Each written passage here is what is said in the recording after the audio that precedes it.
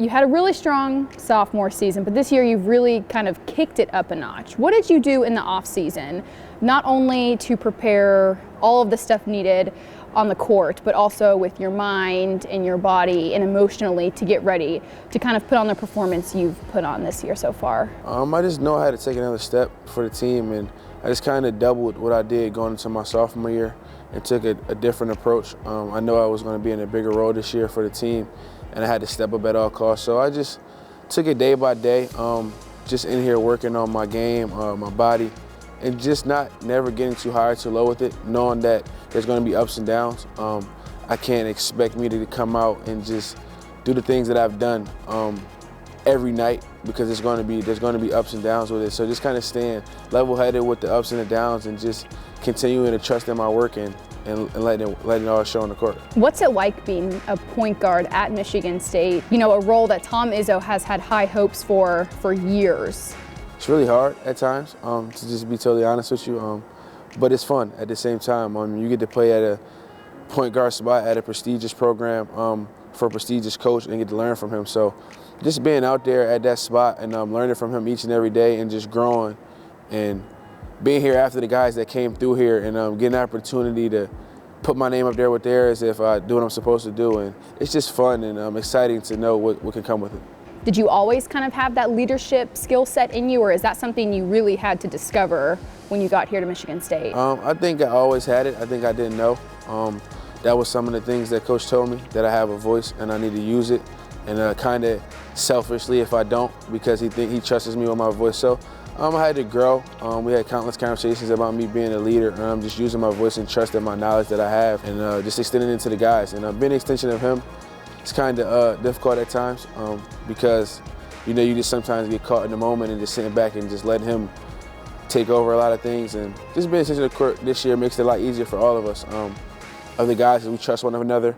They trust me, so it's definitely easier being a leader this year for the guys. Is there a moment that sticks out where everything kind of clicked of, like, this is the role he wants me to take, I need to take it? Yeah, a couple game situations, just him showing me times where I could have been better with just leading and dictating what's going on in the game at that time, especially being the point guard, the guy with the ball majority of the game, and the extension of him. So just doing a better job in that sense of just leading and directing things, if that's late game, if that's offense or defense, just doing a better job and holding guys accountable. So that's definitely what our conversation's been about. Is it hard getting feedback from him?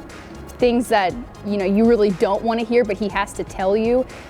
Nah, I don't think it's really hard. I think coach is going to be coach, and he's going to coach. So he's definitely going to tell you when you're doing good and tell you when you need to pick it up a little bit. And he doesn't have a problem with doing that, because at the end of the day, he wants the best for you. So, and we all want to win. So definitely taking the constructive criticism from him and him dishing it out is definitely easy for him. And what are some things that you took from your experience playing on the East Coast that you've really kept true to your heart here at Michigan State?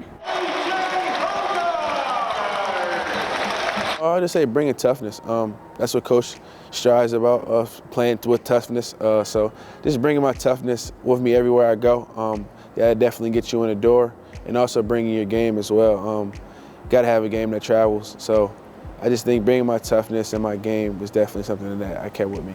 You kind of listed off some of the greatest point guards, not only when you talk about basketball, but definitely when you talk about Michigan State basketball.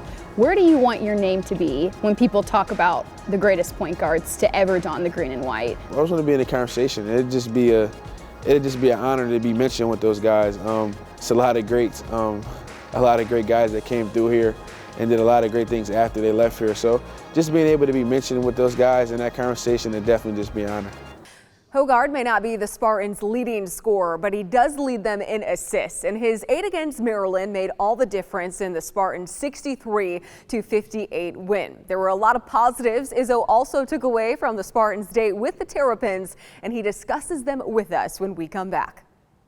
Experiencing a Spartans game is a lot like life. Farm Bureau Insurance sees the connection and is a proud supporter of Michigan State athletics.